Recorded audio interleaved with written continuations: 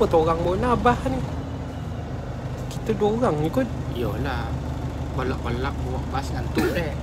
Tak ada panggil ni pelanggan. Ya. Kau rasa nak suara ni. Tu I love Lukut. I love Lukut.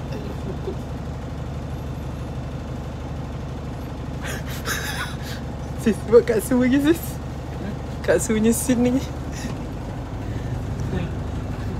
Mau tak apa ya?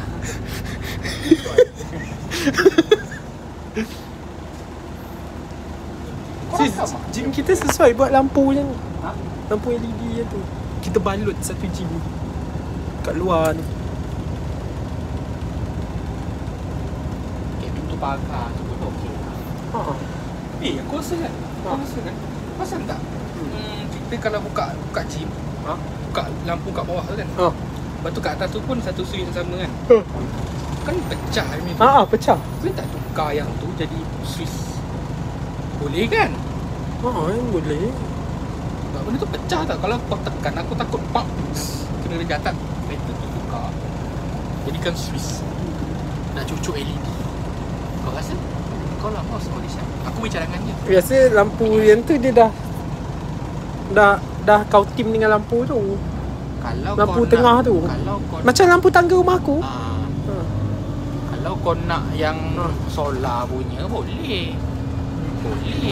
Tapi nak sambung masuk itu. Tangga kita kan gelap kan. Gelap. Sis Eko. Sebab apa? Nak pasang dia tu kena pasang kat papan tanda tu. Lepas tu kau nak bawa, nak kena pasang dekat ceiling yang dekat kiki bawah tu. Turun bawa masuk dalam. Tengok. Yang mana? Kacau.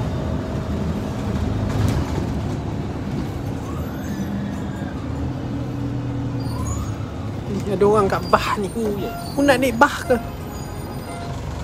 Kau apa nak panuan nak bah ni? Ni boleh hondas.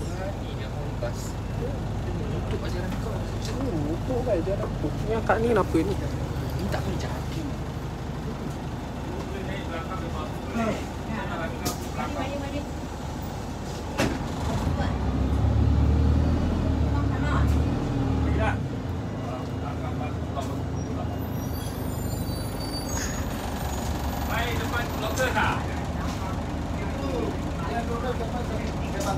Kenapa dia tak ambil dia tu?